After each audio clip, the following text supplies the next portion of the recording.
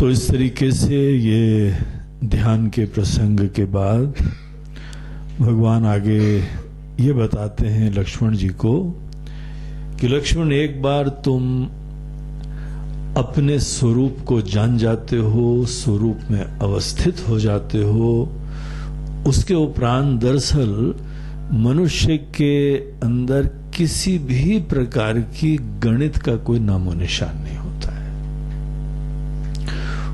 उसका account settle हो गया होता है। उसको जो भी यहां पे जीवन में करना था, पर्सनली स्पीकिंग, सब कर लिया होता है। उसके बाद जो भी ईश्वर की इच्छा है, जैसे उसका काल है, जैसे उसका देश है, हर समाज की अपनी परेशानियां होती हैं, दिक्कतें होती हैं, समय समय से वो बदलती भी रहती हैं।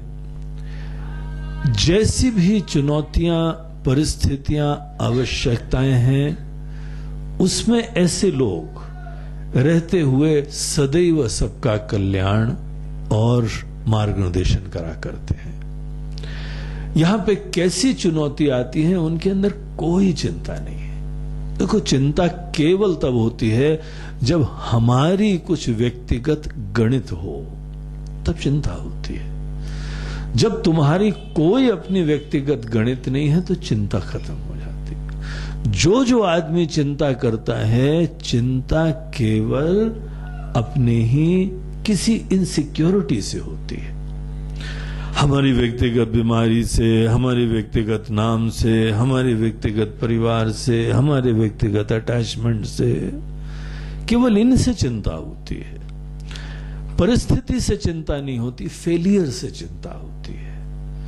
और फेलियर के ऊपर हम बड़े आश्रित हैं, रिजल्ट्स के ऊपर हम बड़े आश्रित होते हैं। हमारे नाम, हमारी प्रतिष्ठा, बहुत सारी चिंताएं होती हैं, तो ही उसका डर लगा रहता है। यहां पर लोगों को अपने कोई परिवार के प्रति आसक्त है, आत्मीयता है, उनकी चिंता लगी रहती है। क्या हमारे परिवार है, उसकी चिंता है, उस चिंता तब करनी चाहिए जी, थोड़ी थोड़ी चिंता कर लें क्या? अरे मूर्ख हो चिंता करने से। चिंता करने से काम भी नहीं बनता है, चिंतन करने से काम बनता है। चुनौतियों का सामना करो, संतुलन से चिंतन करो, मार्ग निकालो। चिंता की क्या बात है? चिंता घबराहट है। चिंता आश्रित होने से होती है। चिंता उस फेलियर, उस सक्सेस के ऊपर तुम डिपेंड होते हो तो होती है। केवल जो है ना समझ लोग चिंता करते हैं। चिंता जब जब होती है तो आदमी के अंदर ठीक ज्ञान नहीं होता है। जो आदमी किसी भी क्षेत्र का बुद्धिमान होता है, उसके पास जितने बड़े पद पे होता है, उतनी बड़ी चुनौतियां आती हैं। और बड़ी चुनौतियां आती हैं, इसका मतलब वो तो बेचारे सो भी नहीं पाते होंगे। देखो नेताओं को आराम से, किसी की शक्ल से लगता है कि रात को सोए नहीं है क्या, बल्कि लगता है ज्यादा सो के आ रहे हैं, इसीलिए वो प्रश्न भी नहीं सुन रहे हमारा। अभी तक सुरूर मंडरा रहा है नींद का। और कई बार वहां घर में नहीं सो लेते तो लोकसभा में सो लेते हैं आके। वो तो हम लोग जानते ही हैं, कई बार फोटो ही खींचते हैं लोग। देखो नेता लोग सो रहे हैं, क्वेश्चन आवर में, 0 आवर में सो रहे हैं। फिर तो धीमे धीमे उन लोगों ने कहा, देखो जो बोलता हो ना, कैमरा केवल उसकी तरफ ले जाना, जो नहीं बोल रहा उसके कैमरा मत ले जाना, नहीं तो डेंजरस दृश्य होगा। सभी सो रहे होते हैं। एनीवे, सब नहीं भी सो रहे होते हैं, लेकिन इन लोगों की नींद थोड़ी खत्म होती है। पूरे देश के कर्णधार हैं तो नहीं होती है। चिंता से कभी कोई काम नहीं होता है। एनीवे, वहां तो लोग तामसी होंगे, स्वार्थी होंगे, अलग प्रॉब्लम है। लेकिन यहां पर जो है, हम लोग, हमारे कोई बड़े बुजुर्ग हैं, हमारे गुरुजी हैं, कोई हमारी चिंता नहीं करते हैं क्या? कोई बड़े बड़े काम नहीं करते हैं क्या? लेकिन चिंता से क्या होता है? जब भी चुनौती आ जाती है तो ऊर्जा का क्षय मत करो, क्योंकि चिंता से ऊर्जा का क्षय हो जाता है। और ऊर्जा का क्षय हो जाता है तो तुम चुनौतियों का सामना कैसे करोगे? तो एक सिद्धांत बना लो, सदैव समत्व रखो, बैलेंस मेंटेन करो, फिर उसके उपरांत कोशिश करो, विचार करो, जो भी उचित है तुमको रास्ता मिल जाएगा। यहां दुनिया में कोई ऐसी चीज नहीं है जिसका मार्गदर्शन नहीं मिलता है, दिशा नहीं मिलती जिस चुनौती से। ज्ञानियों के लिए इस चीज को कहा जाता है कि उसके बाद प्रारब्ध से जो भी मिले ना भोग लेना, प्रारब्ध मशनन, जो भी ईश्वर की इच्छा होगी, जो तुम्हारी इच्छा होगी, जो इस शरीर का प्रारब्ध होगा, चलो इसको कैसे कह लो, कुछ भी बोलो, एक ही बात है, हमारे लिए कोई मतलब नहीं। ज्ञानियों के लिए प्रारब्ध भी नहीं होता है। ज्ञानी को प्रारब्ध कर्म की भी पीड़ा नहीं होती। वहां लोग इज्जत दे रहे हैं, नहीं दे रहे हैं, उनको कोई फर्क नहीं पड़ता है। तो इस तरीके से जो प्रारब्ध आता है उसको भोगते हुए आराम से अपना जीवन। और ज्ञानी लोग यहां पे प्रारब्ध भोगते हैं, ये बहुत बड़ी कृपा है दुनिया के लिए। अगर बाय द वे ज्ञान प्राप्त होते ही एकदम फ्यूज ऑफ हो गया, फिर सब लोग कैंप में आए हैं, पता लगा 6 टपक गए, क्या वो अच्छे ज्ञानी हो गए। सडनली बैठे बैठे ध्यान में सब क्या निपटाओ इनको, इन ज्ञानी हो गए। और हमारे गुरुजी तो ज्ञानी होते ही नहीं कभी, क्योंकि प्रवचन देते तो अज्ञानी, ज्ञान हो गया होता तो फिर तो उसी समय। अपने गुरुजी के साथ साथ बैठे बैठे गुरुजी ने बोला तत्त्वमसि, फिर से सर लुढ़क गया। देखो प्रारब्ध बचा रहता है, कितनी बड़ी कृपा है। अगर यहाँ पे जितने भी ज्ञानी हैं ग्रंथ ही नहीं लिख पाते ना, दुनिया को उपदेश ही नहीं दे पाते, तो ये बहुत बड़ी कृपा है कि प्रारब्ध बचा रहता है ज्ञान के बाद। और दुनिया को ज्ञान की मस्ती दिखाई पड़ती है, ज्ञान की कृपा दिखाई पड़ती है। चलते फिरते जीते जागते ज्ञानियों का दर्शन हो पाता है हमको, क्योंकि प्रारब्ध, ज्ञान से प्रारब्ध नहीं खत्म होता है, ज्ञान से संचित कर्म खत्म होते हैं। तत्व ज्ञान से, ब्रह्म ज्ञान से संचित कर्म संचित होते हैं। हमारा जन्म जन्मांतर का टोटल बैंक बैलेंस। प्रारब्ध होता है जो कर्म अपना फल देना चालू कर चुके हैं, उनको बोलते हैं प्रारब्ध। प्रारब्ध कहा जाता है जो हमारे कमान से निकला हुआ तीर है। तीर निकल चुका है, वो अपने गंतव्य तक पहुंच के वो तीर गिर जाएगा। तो जो अभी पहले हमारे पास बहुत सारे और संभावनाएं थी, अब कोई संभावना नहीं रह गई। अब तो जो परिस्थिति आती है आन दो। सबके प्रारब्ध अलग होते हैं, इसीलिए कोई बिल्कुल ही मस्ती में, एकांत में, फकीरी में रहते हुए, और कोई जो है वह राजशाही ठाट में रहते हैं। ये केवल प्रारब्ध है, इससे ज्ञान का कोई लेना देना नहीं है। कोई फकीरी में है तो ज्ञान ज्यादा होगा, और कोई जो है राजा की गद्दी बैठे हुए हैं तो महाराज जनक, उनका ज्ञान कम हो गया होगा। राम जी राजा बने हुए हैं, उनका ज्ञान तो राजा है ना, तो ज्ञान कम हो गया। वो कुटिया में रहते हैं, ज्ञान ज्यादा हो गया होगा। ज्ञान का इससे कुछ लेना देना नहीं, ये प्रारब्ध कहा जाता है। जो तुम्हारा प्रारब्ध है, किसी का प्रारब्ध ये होता है कि अगला भोजन कहां से आएगा उसके यथा पता नहीं, और किसी का प्रारब्ध ऐसा है कि 56 भोग पर से जा रहे हैं, और 56 भोग के बाद आती है डायबिटीज की इंसुलिन का इंजेक्शन। वो भी 56 भोग के साथ आता है भैया। वो प्रारब्ध की बात है। किसी को कोई शुगर नहीं है और कोई पूरे मीठे हैं अंदर तक, बात जहां से सुई डालो मीठा ही मीठा निकलता है। इससे ज्ञान का लेना देना नहीं है, ये केवल प्रारब्ध की बात है। उम्मीद ये करी जाती है कि ज्ञान के बाद तो शुगर भी डाउन हो जाएगी, लेकिन नहीं डाउन हो रही है, तो फिर इसका मतलब प्रारब्ध ही ऐसा है। तो यहां से भगवान बोलते हैं ज्ञान प्राप्त करना, उसके बाद ये मत सोचना गुरुजी ज्ञान के बाद के लिए तो थोड़ा बैंक बैलेंस रखे ना। ज्ञान के बाद के लिए तो हमने ज्ञान कुटी बना ली है अपनी, और ज्ञान के बाद वाला अध्याय वहां पे होगा। अरे पोंगा पंडित, ज्ञान के बाद की गणित रखते हो तुम? नहीं, जगने के बाद, फिर जब जग जाएंगे ना उसके बाद फिर वहां रहा करेंगे। जगने के बाद तुमको पता क्या हो गया, तुम क्या हो गए, तुम बड़े समर्थ हो गए। बीमारी में रह के स्वस्थता की अवस्था की गणित मत लगाओ। पहले सुधर जाओ, पहले ज्ञान प्राप्त कर लो, स्वस्थ हो जाओ। स्वस्थता के बाद क्या होगा वो तो स्वस्थ होके देखना। इसीलिए कोई गणित नहीं रखो, जो प्रारब्ध आएगा, और विश्वास रखो कोई प्रारब्ध में प्रॉब्लम नहीं होती है। जब तुम खुश हो, मन चंगा तो कठौती में गंगा है। जब मन तो चंगा करो अपना, फिर तो तसले में जल भी जो है ना वो भी गंगा जी जैसा लगता है।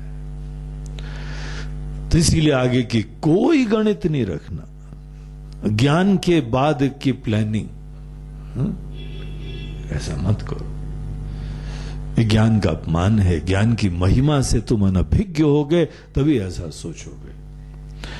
तो ऐसा अपना प्रारब्धमश्नन् अभिमान वर्जितः मय्येव साक्षात् प्रविलीयते जसा। तो ये चीज बोल के भगवान आगे देखो क्या बोलते हैं। आदौ च मध्ये च तथैव चान्ततो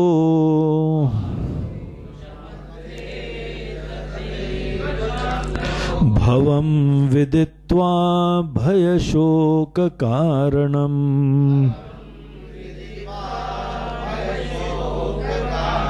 हित्वा समस्तं विधिवाद चोदितम्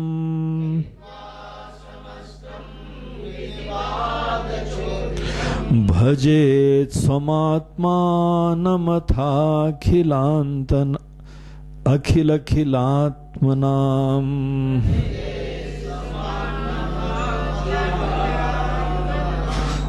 हमारी चैंटिंग रगड़ा हुई तो सबका रगड़ा।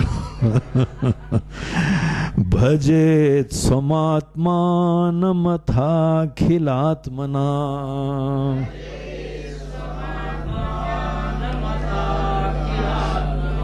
गुरु ठीक तो सब शिष्य ठीक। आत्मन्यभेदेन विभावयन्निदम्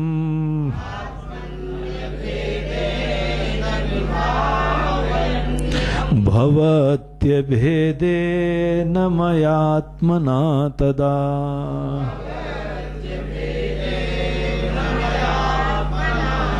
यथा जलं वारिनिधौ यथा पयः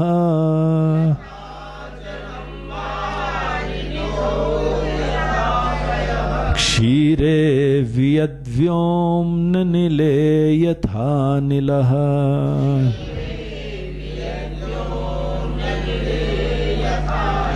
इत्थं यदीक्षेत हि लोक संस्थितो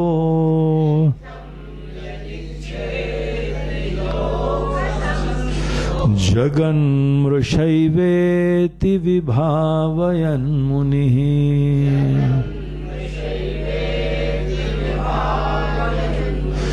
निराकृतत्वा श्रुतियुक्तिमानतो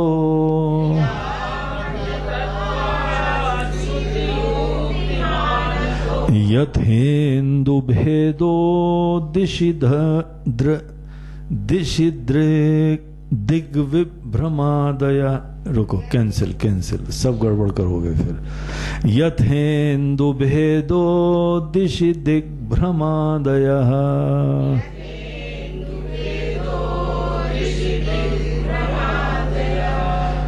तो यहां भगवान आगे कंटिन्यू करते हैं, बोलते हैं लक्ष्मण ये तुमको हमने महान लक्ष्य बताया है, लेकिन इसके बाद अब तुमको इस महान गोल के लिए फुली डेडिकेट होना चाहिए, तब जाके हमारे बताने का मतलब है। और उसके लिए क्या करना है, तुमको संसार में रहने के दोष देखने चाहिए, क्योंकि तुम्हारी गाड़ी तभी चालू होगी। अगर किसी इंसान को भी संसारिक होके जीने का, संसारिक मतलब छोटे होके जीने का, दीनहीन होके जीने का, खुद अपने अंदर छोटे हो, दीनहीन हो, असहाय हो और अपना सुख बाहर से प्राप्त करने की अभी भी सोच बनी हुई है, ये कर लेते हैं, वो कर लेते हैं, ये भोग, ये विलास, ये नाम, ये शोहरत, ये कंफर्ट। ये तुमको इसमें इस चक्र का दोष देखना चाहिए। हर इंसान यहां छोटा पैदा होता है, लेकिन उसके सुख की प्राप्ति दुनिया से नहीं होती है, आत्मज्ञान से होती है। इस बात को समझ लो एक बार।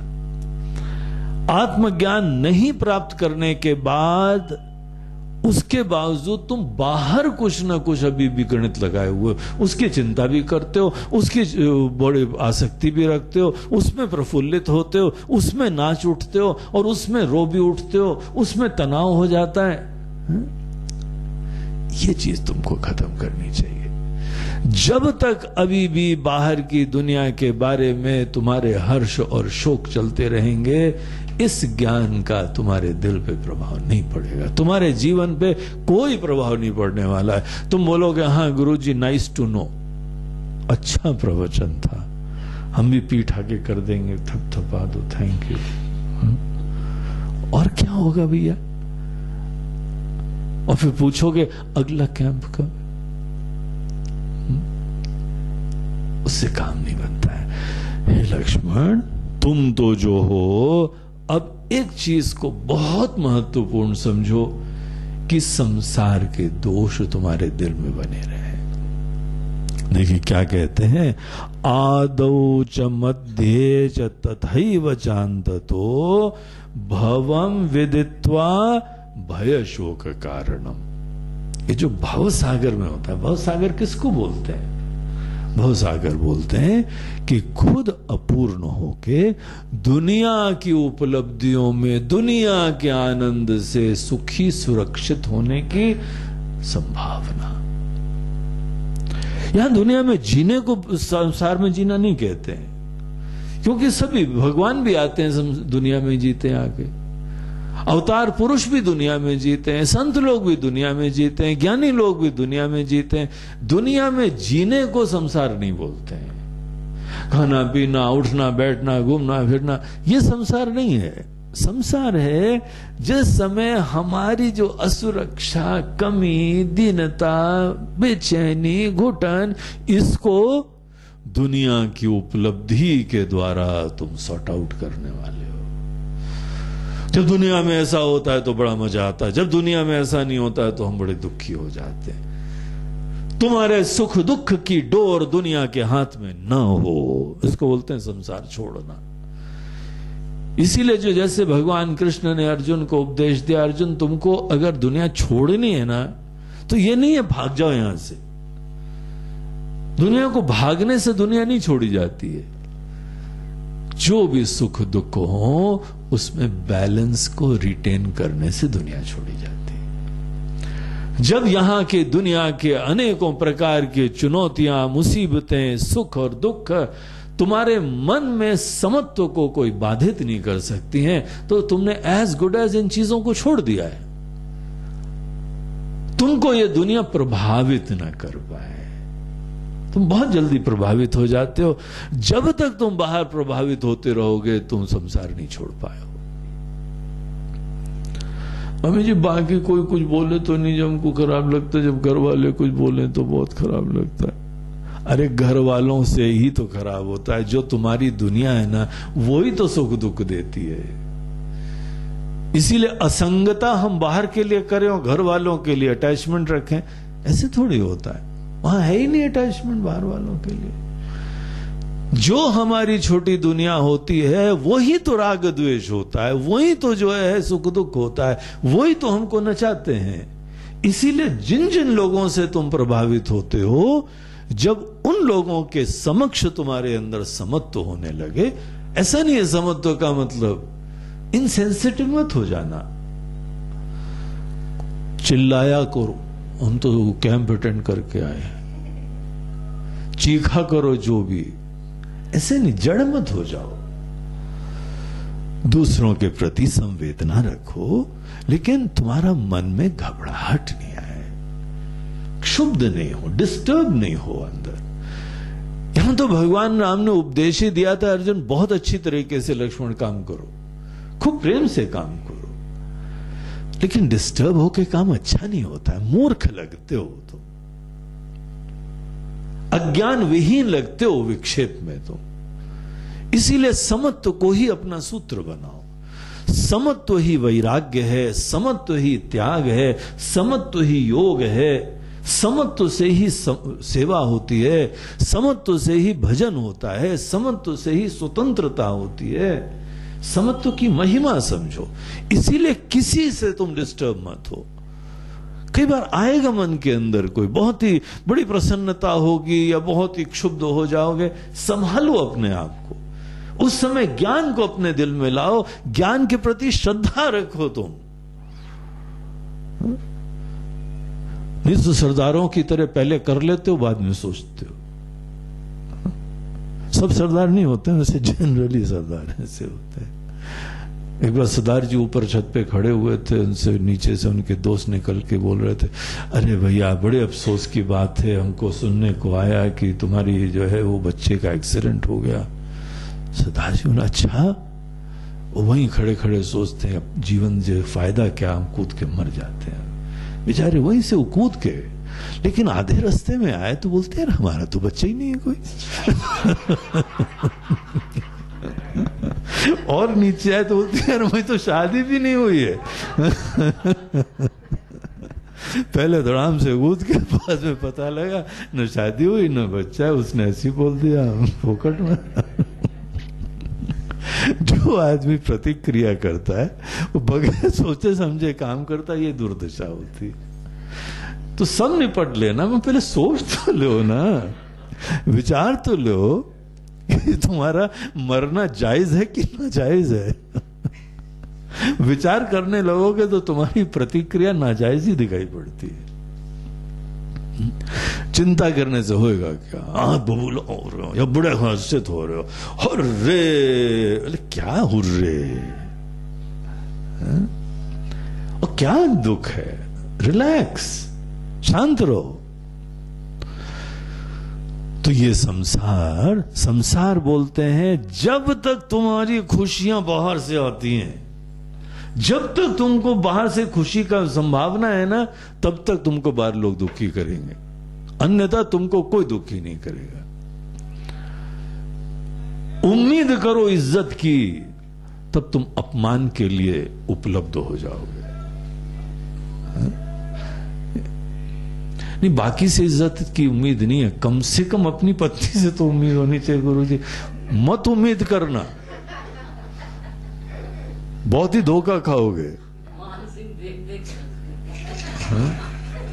इनका नाम ही रखा है मान सिंह। ये वो शेर हैं जो मान अपमान के परे हैं। हाँ, तब उसका मान सिंह होता है। तो जो भी आदमी अगर मान की अपेक्षा करेगा ना, उसी का तो अपमान होएगा ना। किसी से इज्जत करो कि कम से कम ये हमको प्रणाम करेगा, और उसने नहीं करा प्रणाम तो हमारा खाना खराब। देखो कैसे लोग हैं, कैसे पापी लोग हैं। असुर है ये, राक्षस है ये। हमको प्रणाम नहीं करा है, मां दे दे के सेवा कर करके थक गए इनकी, लेकिन चलो प्रणाम नहीं करो, हरिओम तो बोल लो ना। उसको क्यों नहीं बोला, क्या हो गया, हम मरे जा रहे। अब ये दुख के पीछे कौन रिस्पॉन्सिबल है? हमारी उम्मीद, हमारी अपेक्षा रिस्पॉन्सिबल है, वो थोड़ी रिस्पॉन्सिबल है। हो सकता है उसका कोई पीड़ा हो, समस्या, वो ही समस्या में हो, और हम क्यों उम्मीद करें कि सब कोई बड़े कल्चर्ड होते हैं? अरे नहीं होते ना कल्चर्ड अनेकों लोग। नहीं, कम से कम कल्चर हमारे साथ तो होनी चाहिए। तुम कौन से खेत की मूली हो? वो अपनी इज्जत नहीं करता, तुम्हारी इज्जत क्या करेगा भाई? जब कोई आदमी ऐसे अपनी भी इज्जत नहीं कर पा रहा है तो हम आए हैं, मरो। और क्या होगा? अरे मस्त रहो, खुश रहो, अपने आप निरपेक्ष होकर जीवन जियो। इसीलिए पूरी गीता में भगवान वो कला सिखाते हैं हमको जीने की। अर्जुन आज तक बड़ी अपेक्षा में जीते आए थे, अब निरपेक्ष होकर जीना सीखो। सेवा भी करो, निरपेक्ष होकर सेवा करो, उम्मीद मत करना कुछ। समस्त उम्मीदों को किनारे करके बगैर उम्मीद के सेवा करो, यही भगवान तुम्हारी भी करते हैं।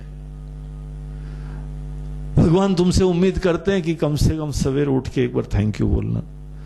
बोला इससे हमको उम्मीद भी नहीं करनी चाहिए, हम तो दिए जाओ, कृपा बरसाए जाओ, राम रस बरस रहा है, कोई उम्मीद नहीं है उनको। कोई कर दे तो उसकी भलाई है, नहीं करे तो वो मरे। जो करता है अच्छा काम उसी का कृपा है ना, तुम्हारी कौन सी लड्डू पेड़े बन जाते हैं भैया। जो अच्छी भावना रखेगा उसी का हित होगा, उसी का कल्याण होगा, नहीं करेगा तो वो मरेगा। तुमको क्यों चिंता हो रही? तुम तो ऐसे सुख की प्राप्ति को त्याग दो। बाहर से अपेक्षा, बाहर से सुख, ये दुनिया में सुख, इज्जत, प्रेम ऐसी चीजें हैं जो मांगने से नहीं मिलती हैं, जो देने से मिलती हैं। जितना प्रेम दोगे उतना प्रेम मिलेगा, जितनी इज्जत दोगे उतनी इज्जत मिलेगी। ये इनकी गणित उल्टी चलती है। ये दैवी संपत्ति है। ये लौकिक संपत्ति देने से घटती है, दैवी संपत्ति देने से और बढ़ती है। इसीलिए ऐसी चीजों की चिंता करनी चाहिए क्या? अगर जिससे तुमको बहुत ही प्रेम चाहिए उसको खूब प्रेम दो। नहीं मगर वो लेने योग्य नहीं, अरे तो ज्यादा ही दो। बड़ा अभाव है उसके अंदर, बड़ा सूखा पड़ा है उसके जीवन में, खूब दो प्रेम, देखो अपने आप तुमको मिलने लगेगा। मगर तुम उम्मीद मत करना। यही बुद्धिमत्ता है, यही सतपथ पे चलने की ज्ञान है। और अगर तुम करोगे तो तुम्हारे बहुत पीड़ा होगी, सदैव दुखी रहोगे और कोई जिम्मेदार नहीं होगा। ये मत बोलना कि ये ABCD जिम्मेदार है, तुम खुद जिम्मेदार हो। मूर्ख हो तुम, मोहित हो। और अपेक्षावान व्यक्ति राजसी होता है। राजसी तुम्हारी बुद्धि है भी, तुम्हारे अंदर रजोगुण प्रधान है, इसीलिए सदैव मैं बकरी की तरह करते रहते। सात्विक बनो, निस्वार्थ हो जाओ। सात्विक मतलब ही निस्वार्थ होना होता है, इसीलिए भगवान गीता में सात्विकता को प्रधानता देते हैं। तो देखो कितनी बढ़िया बात कहते हैं, आदौ च मध्ये च तथैव चान्ततो। संसार को विचार करके देखो, प्रारंभ में टेंशन, बीच में टेंशन और बाद में मुसीबत। कौन सी बुद्धिमत्ता है भैया? इसीलिए छोड़ो ये सोच, ये नासमझी की सोच है। भवम विदित्वा भय शोक कारणम। हम इनसिक्योर होते हैं, डर के जीते हैं, दुखी होते हैं। ये हर मनुष्य, कोई शनि देवता राहु देवता से नहीं दुखी होता है, ये मूर्खता से दुखी होता है। ये संसारिकता छोड़ते नहीं हो और बोलो नहीं महाराज ये 7.5 ही चल रही, इसीलिए जहां जाते मुसीबत ही होती है। राम जी ज्यादा जो है बुद्धिमान है कि ये मूर्ख लोग बुद्धिमान है? नचाते हैं बेवकूफी की तरह सबको। राहु केतु केवल हमारी अपेक्षा हमको दुखी करती। तो ये चीज पूरा छोड़ के हित्वा समस्तम विधिवाद चोदितम, पहले तो केवल निरपेक्ष होके कर्म करो। पूजा पाठ भी जो है उसी हिसाब से करो। ध्यान रखना तुम्हारी पूजा में भी भगवान बाकी के लिए नहीं चाहिए, इनके लिए चाहिए। इनके लिए भी नहीं चाहिए, वो भगवान के पुत्र हैं, उनका भगवान खुद देखभाल करेंगे। तुम क्या बीच में एजेंटी करते हो? तुम ही बड़े जो है सगे हो, भगवान पर आए हैं, इसीलिए तुम ही को बोलना है। तो तुमको कुछ किसी के लिए नहीं बोलना है। सद्बुद्धि मांगो, बल मांगो और कुछ नहीं मांगो। तुम नहीं भी होगे तो भी भगवान देखभाल करेंगे इनकी। तुम्हारी आसक्ति बोल रही है और कुछ नहीं बोलता है। इसीलिए समझो ये सब बातें और प्रार्थना करने की अकल सीखो पहले। जहां पर भी बाहर की अपेक्षाओं से युक्त होकर जीते हैं, इसको जानो कि भय शोक कारणम। ये लक्ष्मण यही तुमको डरा के जीता है, जिलाता है। दुखी करता है तुमको, ये बुद्धि तुम्हारी दुखी करती है। इसीलिए एक अलग अंदाज से जीना सीखो और सब ऐसी चीजें छोड़ के अंततः तो शास्त्रोक्त कर्म भी छोड़ने होते हैं। हित्वा समस्तम विधि वाद चोदितम, शास्त्रोक्त चीजें, विधान करी चीजों को भी छोड़ना होता है। भजेत समात्मानम अथ अखिल आत्मनाम, और जो परम सत्य है, सबकी आत्मा है, जो उस परमात्मा को देखो, उसके प्रति भावना रखो, उसमें जगने का महत्व रखो। तुम पता क्या कर रहे हो? तुम अपने आप को छोटा समझ के उसको भज रहे हो। तुम्हारा भजन एक क्षुद्र आत्मा का हो रहा है, तुम परमात्मा का भजन करो। अपने आप को भी छोटा समझ रहे हो, सबको भी छोटा समझ रहे हो, ये तुम्हारे जीवन का आधार है। इसको छोड़ो। अपने भी बड़प्पन, अपनी सच्चाई को जानने के लिए, सबकी सच्चाई को सुंदर जानते हुए फिर तुम्हारे जीवन के अंतर्गत कार्य होने चाहिए। और सबसे पहले तुम्हारा काम है खुद जो है वह स्वस्थ हो। देखो, आप लोगों में जो भी हवाई जहाज में सफर कर चुका है ना, उसको पता है कि वहां पे आते हैं वो एयर होस्टेस और बताती हैं कि भाई अपनी बेल्ट बांध लो, और जिस समय अगर यहाँ हवा का प्रेशर आकर हम लोग 30-40 हजार फीट हवा में उड़ रहे हैं, वहां पे तापमान भी बहुत ऊंचा होता है और हवा का प्रेशर भी कम होता है, ऑक्सीजन भी नहीं होती है।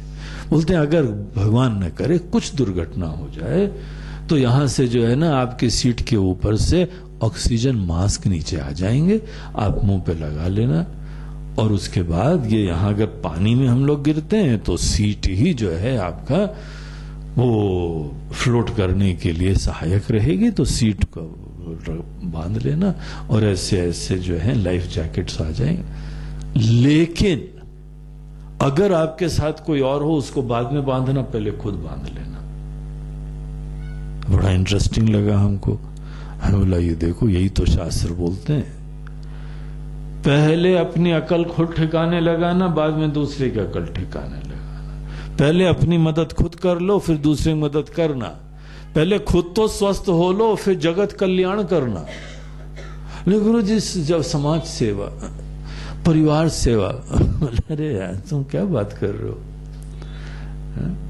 रोगी होने के बाद अगर तुम दूसरे का रोग ठीक करने जाओगे तो इन्फेक्शन फैलाओगे, सबका स्वस्थता थोड़ी दोगे। अपने मन की दुर्दशा तो देखो क्या है। छोटी छोटी चीजों से चिंतित होते रहते हो और जगत कल्याण करने जा रहे हैं। तो यहां भगवान बोलते हैं, लक्ष्मण पहले अपने मन को ये भवरोग से दूर करो। सदैव अपेक्षा, सदैव चिंता, सदैव अभिमान, सदैव हर्ष शोक, यही रोना रोते रहते हो, पहले ये ठीक करो, उसके बाद काम बनता है। तो उसके लिए संसार के दोष देखना ये तुम्हारे लिए महत्वपूर्ण चीज होनी चाहिए। उठते हुए ही पहले अपने मन को याद दिलाओ कि हम रोगी होके नहीं जिएंगे। हमारे राम जी ने जो उपदेश दिया है कि हमको अपने ही तत्व का ज्ञान प्राप्त करना है, हम एक जीव होके नहीं जीने वाले। जहां जीव होके, इंडिविजुअल होके जीते हैं, केवल दुख होता है, केवल पीड़ा होती है। खुद भी दुखी रहते हैं, सबको दुखी करेंगे हम। भगवान को भी दुखी करोगे जाके, भगवान अब ये प्रॉब्लम, भगवान अब ये प्रॉब्लम, ले आ गया प्रॉब्लम वाला, सदैव रोता रहता है। जो सदैव रोता रहता है, क्या बोलते हैं उसको? जो भी बोलते हैं वही वो आ गया है। तो वो जहां आ गया, वो क्या रोना है इस बार तुमको? अरे भगवान अभी तो वो पत्नी ऐसी करे, अभी पति ऐसा कर, अभी बच्चे ऐसे कर, अभी सास ऐसी करे, अभी बॉस ऐसे कर रहे हैं, अभी पड़ोसी ऐसा कर, अभी तो भगवान हमारा पेट ही गड़बड़ हो रहा है। बोलते तुमको हमने चुपचाप 2 समोसे दी थी, 4 क्यों खाए? नहीं भगवान अच्छे थे, क्या आखिर खा गए, तो करेगा ही नहीं पेट गड़बड़, और क्या होएगा? तुमको देने वाले 2 ही दे रहे, नहीं आंदो आंदो आंदो। फिर आते हो हमारे पास रोने के लिए। सब गड़बड़ तुम्हारे अंदर है और कोई थोड़ी गड़बड़ करते हैं। नहीं भगवान कैसी सृष्टि बनाई है, सभी दुखी हैं यहाँ पे,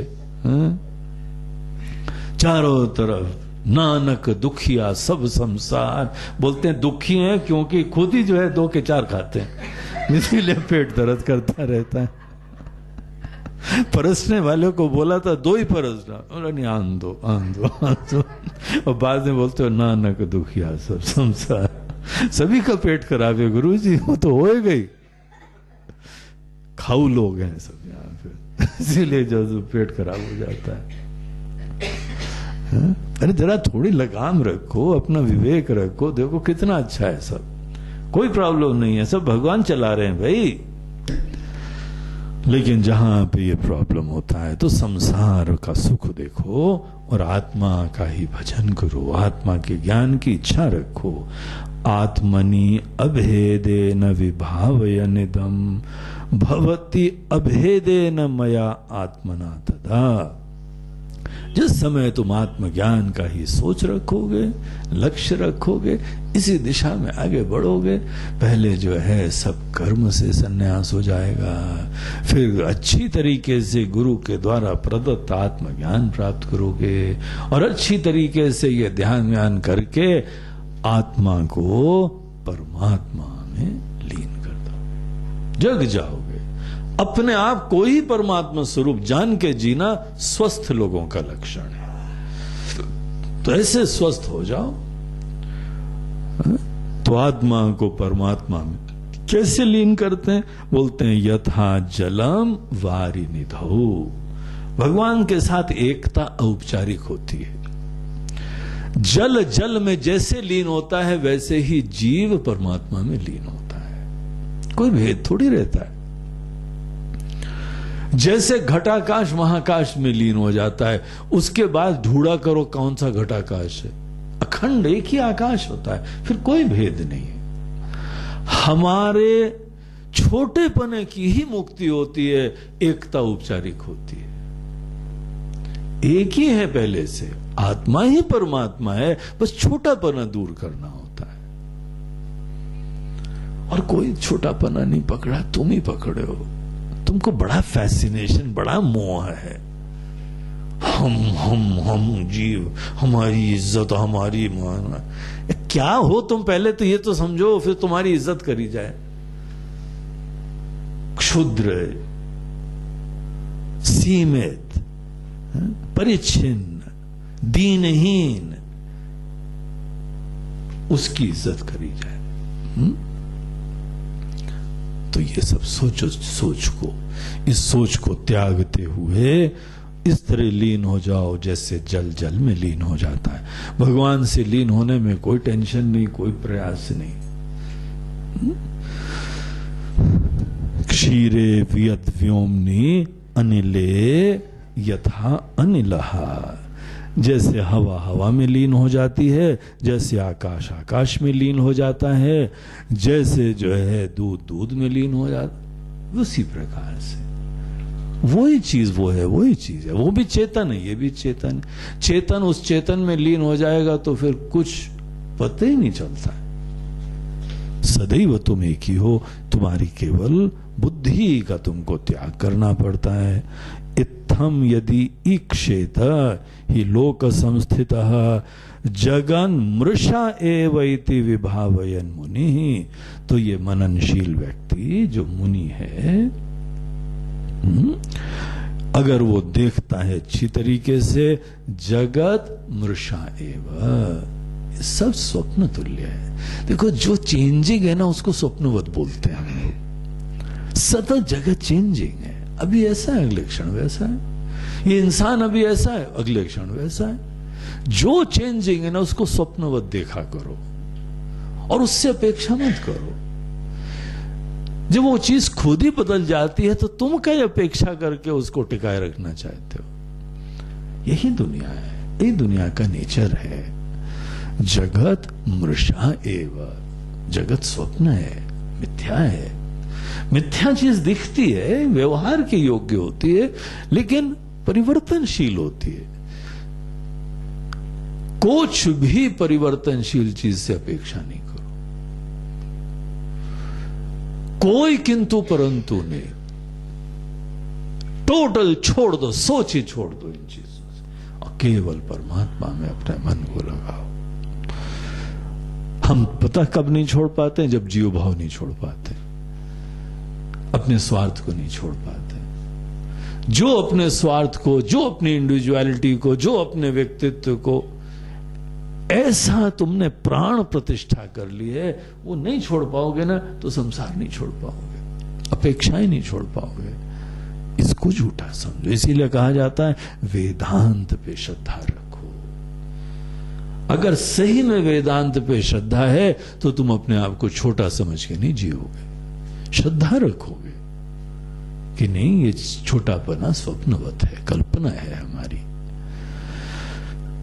और एक बार छोटा मान लेंगे तो ये सब अपेक्षाओं का अंबार लग जाता है, और जिससे अपेक्षा करेंगे वही दुखी करता है हमको। पता है तुमको, जिससे अपेक्षा करते हो उसको बड़ा महत्व देते हो, जिसको महत्व देते हो वही दुखी करता है तुमको। तो महत्व केवल सत्य को दो, यहां लोगों को नहीं दो, अपने जीव भाव को मत दो। और इस तरीके से जगत मृषा एव इति विभावयन् मुनिः, तो मननशील व्यक्ति इन सब चीजों को दुनिया में ही रहते हुए, भले लोकाचार हो तुम मत दो, दुनिया वाले भले दें तुम मत दो, तुम तो राम जी के ज्ञान का आश्रय लो, ये सत्य का आश्रय लो। निराकृतत्वा श्रुति युक्ति मानतो यथेन्दु भेदो दिशि दिग्भ्रमादयः। बाकी सब ये अज्ञान से जनित तौर तरीकों का त्याग करके तुम आत्मा का ज्ञान का आश्रय लो। एक बार तुम अपनी दिशा ठीक कर लोगे तो सब दिशाएं ठीक हो जाएंगी। पता है, एक होता है दिग्भ्रम। दिग्भ्रम होता है, कई बार आदमी को पता नहीं रहता ये उत्तर क्या, पूरब क्या, पश्चिम क्या है। कई बार घुमा दो किसी को तो पता ही नहीं लगता। एक तो दिशा दो, जैसे हम लोग उसमें है मटकी फोड़ में, एक बार आंख बंद करके घुमा दो, पता ही नहीं लगता है कौन सा ऊपर नीचे है। बुद्धिमान आदमी सोचता है ये जहां से माइक की आवाज आ रही है यही जो है वो सही दिशा है, ताली बजाते हैं, इसलिए उससे हमको दिशा मिल जाती है। उपनिषदों में आता है एक जगह कि तुमको कैसे पता लगता है अंधेरे में भी, तो बोलते हैं आवाज ही प्रकाश है, आवाज हमको दिशा प्रकाशित करती है। यहां तो हम लोग तो भी कहते हैं कि भाई उसको घुमाना ऐसे कि वो कम से कम सही दिशा में रखे, लेकिन वो भी अनफेयर होता है। असली परीक्षा होती है घुमा के किसी भी दिशा में खड़ी कर दो।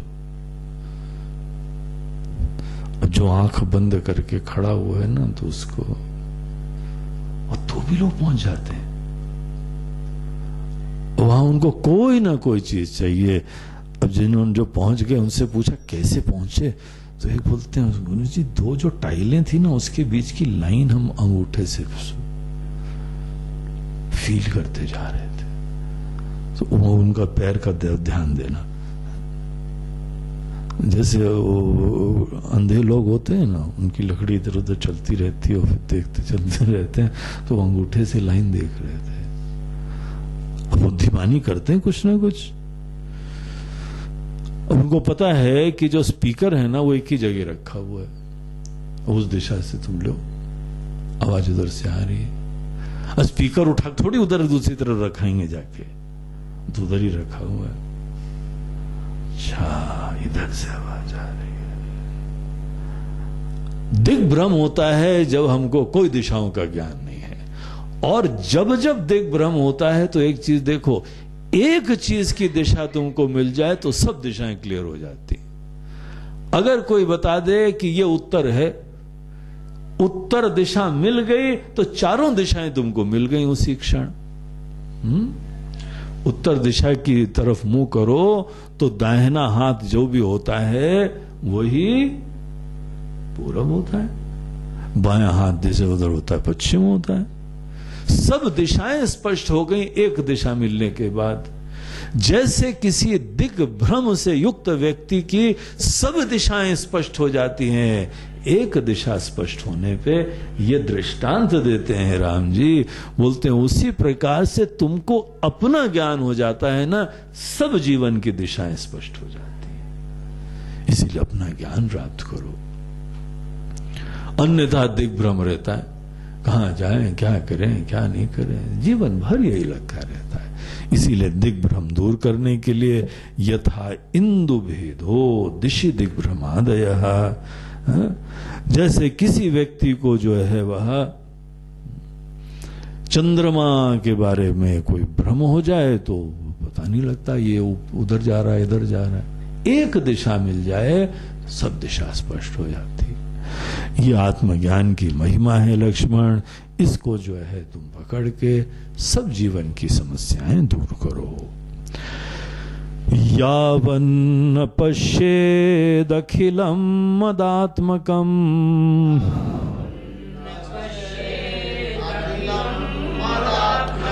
तावन्मदाराधन तत्परो भवे।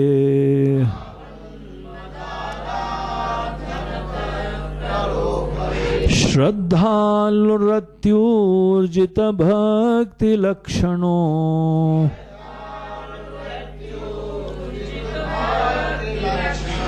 यस्तस्य दृश्योऽहमहर्निशं हृदि।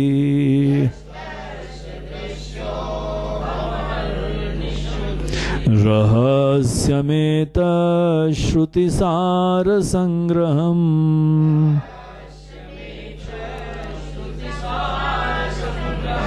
मया विनिश्चेत्य तवोदितं प्रिय।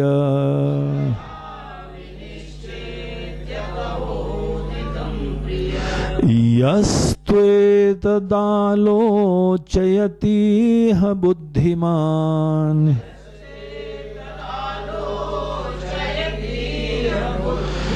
समोच्यते पातकराशिभीक्षणा।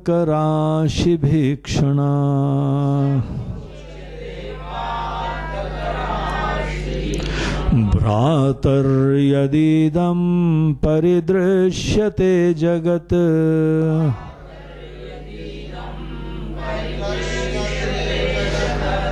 मायैव सर्वं परीक्षित्य चेतसा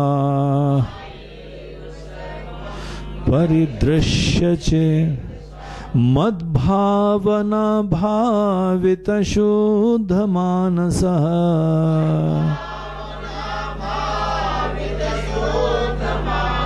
सुखी भवानंदमयो निरामयः।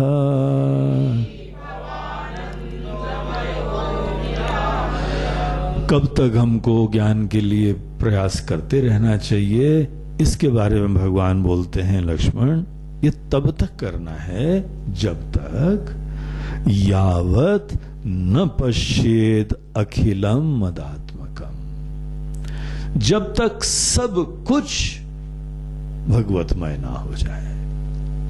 सब चीज की सच्चाई वही एक परम सत्ता है जिसको हम परमात्मा कहते। एक ही तत्व, जैसे सागर में एक ही जल सभी लहरों की तरह से है, वैसे पूरी दुनिया में एक सच्चिदानंद परम सत्य ही सबकी आत्मा है।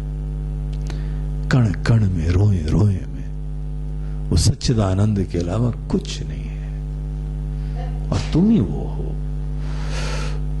जब तक तुम्हारी बुद्धि में दूसरी चीज का कोई भी अस्तित्व बचा हुआ है, तब तक तुम्हारा ज्ञान अधूरा है। यावत न पश्येत अखिलम मदात्मकम, जब तक सब कुछ तुम हमारा रूप ना देखो।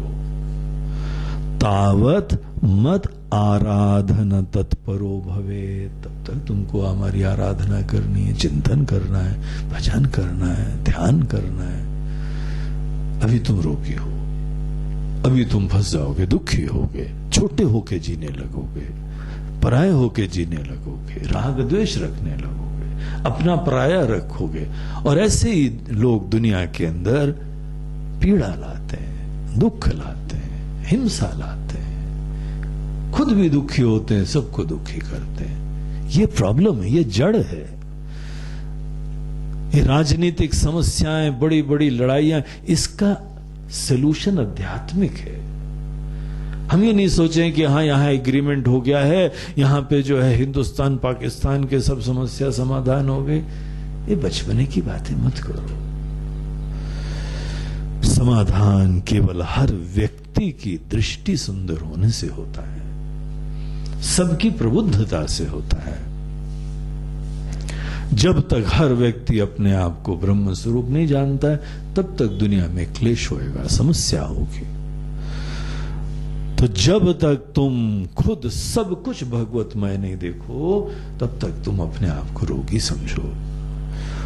और जैसे रोगी आदमी को बहुत नियमित रूप से औषधि लेनी चाहिए, वैसे तुमको यह ज्ञान की औषधि बहुत अच्छी तरीके से लेनी है। श्रद्धालु अत्योर्जित भक्ति लक्षणों यस्तस्य दृश्यो अहम अहर्निशम हृदय। अगर तुम ज्ञान के लिए नहीं तैयार हो तो बोलते हैं फिर तुम अभी श्रद्धा से प्रेरित हो और सब चीज को भगवतमय समझो। एक तो ज्ञानी होते हैं जो जानते हैं सब कुछ भगवत स्वरूप है, और जो अज्ञानी है उसको श्रद्धा से प्रेरित होना पड़ता है। विश्वास करो कि सब जो है मूल रूप से एक ही परम सच्चाई है। देखो जो भी भेद है सब इंसान के द्वारा कल्पित होते हैं। कम से कम इतना ही देखो सब इंसान है, सबको इंसान देखो, यही एकता हो गई।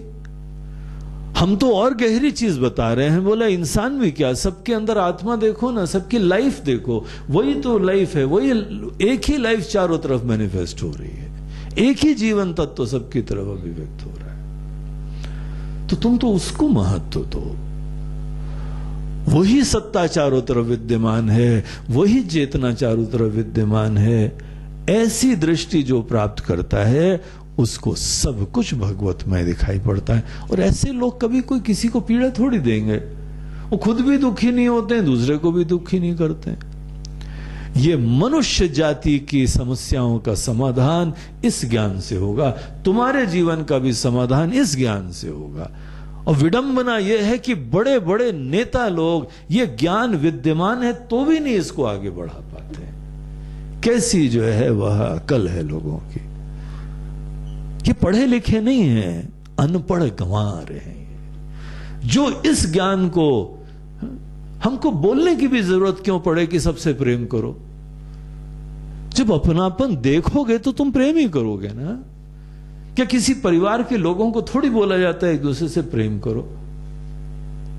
हमारा तो प्रेम वहीं तक होता है क्योंकि हम वहीं देख पाते हैं, दूसरे में अपनापन ही नहीं होता है, इसलिए हम प्रेम नहीं करते हैं।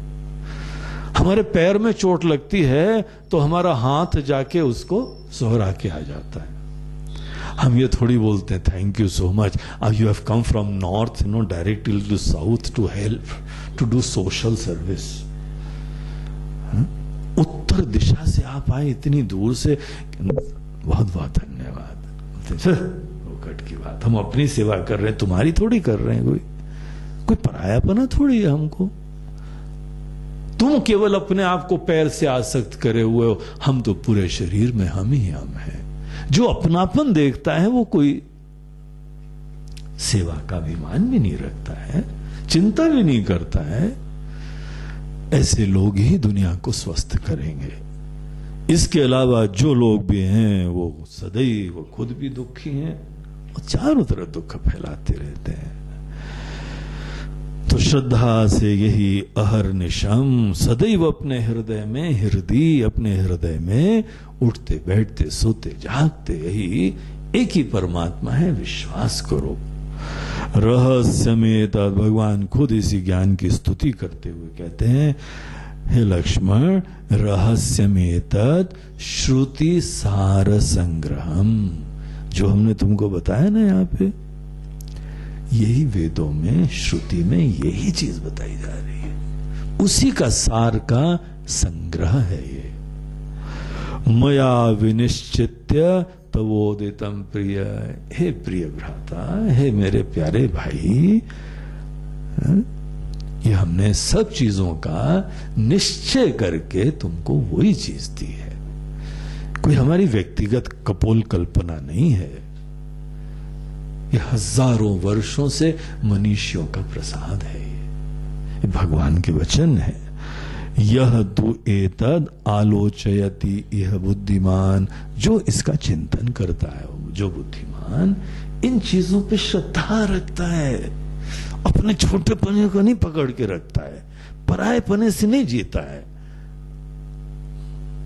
जो इसके चिंतन करता है, सह मुच्यते, वही मुक्त होते हैं। पातक राशि भी क्षणात, उसी क्षण तुम मुक्त होने लगते हो, जहां अपने आप को परिपूर्ण जानते हो, सबको अपना जानते हो। अपना जानते हो, ये भी कॉम्प्रोमाइज है, हमारे नहीं है, हम ही है वो, हमारे बोलना भी दूरी है, आसक्ति होने लगेगी, ये हमारे हैं, ये तुम्हारे थोड़ी हैं, वो चक्कर चालू, बोले हमारे भी नहीं, हम ही हैं इस रूप में। इस प्रकार से केवल लक्ष्मण वो लोग ही मुक्त होते हैं। हे भाई, हे भ्राता, यदि इदम परिदृश्यते जगत, अगर तुमको ये यहां पे दुनिया सब दिखाई पड़ रही है, तो इसको तुम माया ही समझो। मायैव सर्वम परिदृश्य चेतसा, अपनी बुद्धि से इसको सदैव एक सिद्धांत बना लो। जगत में जब भी उठो तो सपने में तुम माया की दुनिया देख रहे हो, सत्य नहीं है ये। मत इसको सीरियसली लेके जगो, फोकट का टेंशन, ये स्वप्नवत है। भगवान ने तुमको फ्री पास दिया है पिक्चर देखने का, और ये 3D पिक्चर है, इस पिक्चर के अंदर तुम भी चलते दिखाई पड़ोगे। 3D पिक्चर देखी ना आप लोगों ने? 3D पिक्चर बहुत मजेदार होती है। एक तो पिक्चर होती है जो पर्दे पे होती है, और एक पिक्चर होती है जिसमें आप खुद आ जाते हो, तो वहां के पत्थर भी निकलते तो आपके ऊपर ही आते हैं। हमने देखा था एक जगह जाके, बोला गुरुजी संभल के बैठना। बोला क्या संभल के बैठना, पिक्चर पर्दा तो वहां है। तो बोलते हैं बस बता रहे हैं, समझ जाना। तो वहां पे कोई माइनिंग वाला कोई सीन था, तो उन्होंने जो पत्थर के ऊपर अपनी गेती मारी तो पत्थर चारों तरफ बिखरे, और ये पत्थर सीधे हमारे ऊपर, एकदम झुकना पड़ा तो जाके बचे। और वेल मछली आई, बड़ी शार्क वार्क उसके साथ, तो उसने ऐसा जो है वो गोता मारा कि बिल्कुल ही ऊपर आ रही थी पानी के छींटे के साथ। ये क्या बवाल है भैया, यहाँ पे तो बड़े संभल के बैठे, तब जाके बचे। कभी दाएं झुक रहे, कभी बाएं झुक रहे, नहीं तो अच्छी पिक्चर देख के चोट वोट पट्टी वट्टी बांध के निकलते वहां से। केवल देखने की बात है, हम उसी के पार्ट हैं। जस्ट बिकॉज हमको ये इस प्रकार से यहां पे दिख रहा है, ये थोड़ी है कि ये पिक्चर नहीं है, पिक्चर ही है। सब ऐसा यहां पे दिख रहा है, इसको ऐसी दृष्टि अपने अंदर दृढ़ रूप से बनाओ। दुनिया को आने से पहले, जाने से, इसमें प्रवेश करने से पहले, बगैर इस संकल्प के जाना पाप समझो। और अगर तुम इस संकल्प से नहीं आओगे तो तुम मरोगे, दुखी होगे तुम। सदैव ये समझो कि ये भगवान की माया का विलास है, और उसी के अंदर हम एक माया का चोला पहन के जा रहे हैं। भूलना मत, ये माया का पूरी दुनिया है, स्वप्नवत है। उमा कहूं मैं अनुभव अपना, सत हरि भजन जगत सब सपना। स्वप्न है, जैसे रात को हम लोग सपना देखते हैं, वैसे ये ब्रह्मा जी के मन का सपना चल रहा है, वो भी सपना देख रहे हैं। स्वप्न को स्वप्न की तरह देखो, अपने जीव भाव को, अपने व्यक्तित्व को भी स्वप्न की तरह देखो। दुनिया वाले सपना नहीं है, ये जीव भी सपना है, ये ध्यान रखो। तुम्हारी इंडिविजुअलिटी, हम आए हैं, ये भी सपना है। ये सब स्वप्नवत जो देखता है, मत भावना भावित शुद्ध मानसः, जो इन सब चीजों को माया समझ के किनारे कर देता है, वो सदैव हम में रमता रहेगा। वही व्यक्ति सुखी होता है। सुखी भव आनंदमयो निरामयः, सत्य की तरफ यात्रा वही लोग करते हैं लक्ष्मण। अंतिम 2 श्लोक देखिए। यस्सेवते माम गुणम गुणात् परम,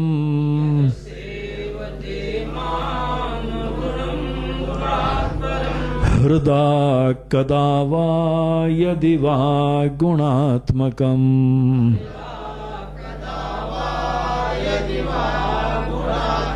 सोहम स्वपादांचितरेणुभिस्पृशन्,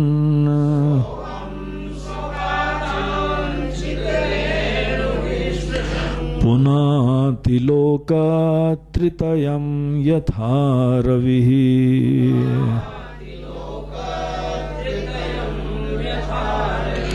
विज्ञानमेतदखिलं श्रुतिसारमेकम्,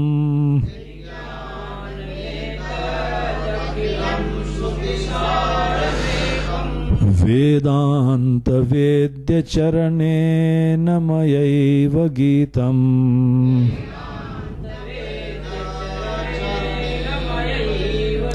यश्रद्धया परिपठेद् गुरुभक्ति युक्तो,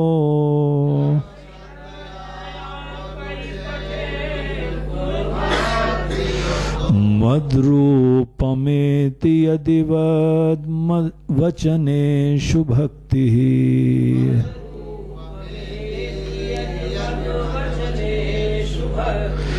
यह सेवते माम अगुणम गुणात् परम। जो भी ऐसे परमात्मा को, ऐसे परम सत्य को और ऐसे सत्य को जानने वालों को, इनको जो भजता है, इनकी सेवा करता है, इनका आदर करता है, हृदय कदा वा यदि वा गुणात्मकम, जो निर्गुण स्वरूप परमात्मा है या जो सगुण होके यहाँ पे आते हैं, सोहम स्वपादांचित रेणु स्पृशन, उनके चरण धूलि कभी स्पर्श करके आदमी यहाँ पे धन्य हो जाता है। पुनाति लोकात्रितयम यथा रवि, ऐसे ज्ञानी लोग जहां पर भी स्पर्श कर देंगे वहां कल्याण होगा। जैसे सूर्य उदय होता है और उनके उदय से पूरे जगत के अंदर अंधकार खत्म हो जाता है, समस्या खत्म हो जाती है, वैसे ये सूर्य रूपा होते हैं, कहीं पर भी होते हैं वहां पे लोगों की दिग्भ्रम खत्म हो जाता है, दिशा मिल जाती है, कल्याण होने लगता है, स्वस्थता की आशा हो जाती है। इस प्रकार के ये ज्ञानी लोग तो ऐसे परमात्मा को निर्गुण स्वरूप, सगुण स्वरूप, ये ज्ञानी रूप में जो भी बचता है वही कल्याण को प्राप्त करता है।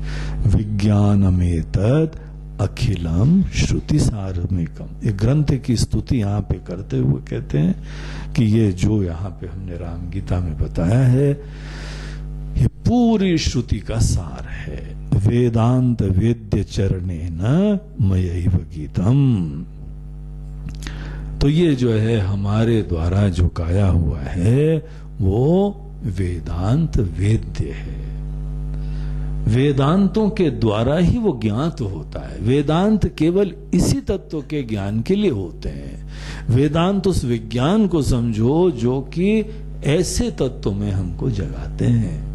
इसीलिए बहुत अद्भुत होता है वेदांत, मोक्षदायी होता है वेदांत। वेदांत ही जानने के प्रमाण होते हैं। जो आदमी वेदांत का आश्रय लेता है वो इन चीजों को जान लेगा।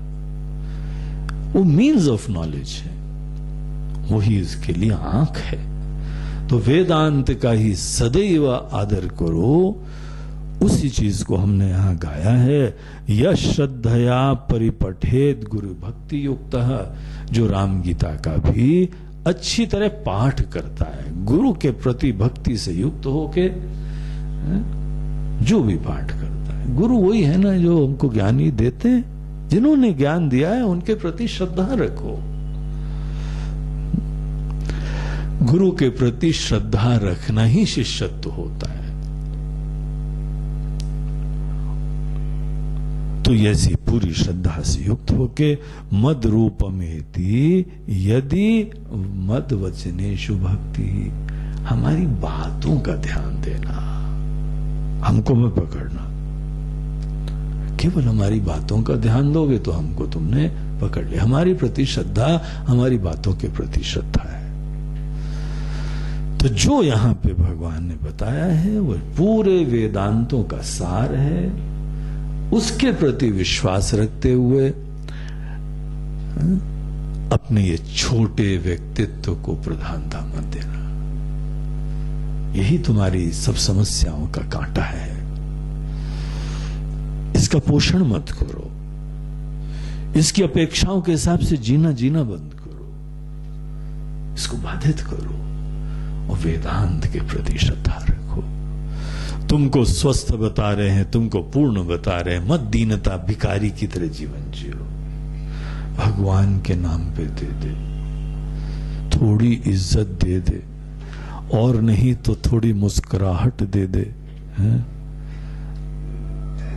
थोड़ी सी जो है ये दे दे वो दे दे। कब तक चलेगा ये मूर्खता का जीवन? तुम खुद परिपूर्ण हो, स्वस्थ हो।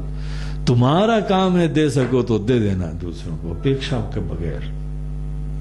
दूसरा दे या न दे।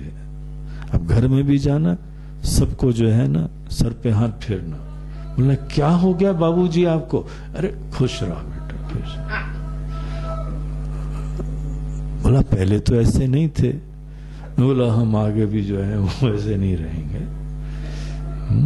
अब सबका कल्याण हो। अपने लिए मत, आपने खाना खा, अरे हमने खाया नहीं खाया छोड़, तुमने खा लिया क्या? अपनी मत चिंता करना। एक ऐसा जीवन जीने की कोशिश करो जहां तुम परिपूर्ण हो। अपनी परिपूर्णता का निश्चय करो, दृढ़ता से निश्चय करो, तभी तो आगे बढ़ेगी गाड़ी। हम अपने बारे में छोटे पने की बुद्धि रखे रहेंगे तो भगवान का उपदेश भी हमारे बाउंसर जाएगा सर के ऊपर से, समझ में थोड़ी आएगा ये बात। तो गरिमा से सर उठा के, निरपेक्षता से निस्वार्थ जीवन जीना चालू करो। निस्वार्थ जीवन जो हर परिस्थिति में समत्व, ये तत्व के ज्ञान का ही मार्ग होता है। इसीलिए सबसे पहला इसका परिचय दो और फिर उसके उपरांत यही ग्रंथ का अनुशीलन करो, चिंतन करो, खूब इसका पाठ। अनेकों चीजों का पाठ की महिमा बताते हैं, यहां राम जी खुद इसके पाठ की महिमा बता रहे। इसीलिए इस ग्रंथ का जो है ना वो पाठ करा करो। अगर संभव हो तो डेली पाठ करो। हनुमान चालीसा की तरह मत करना नहाते हुए।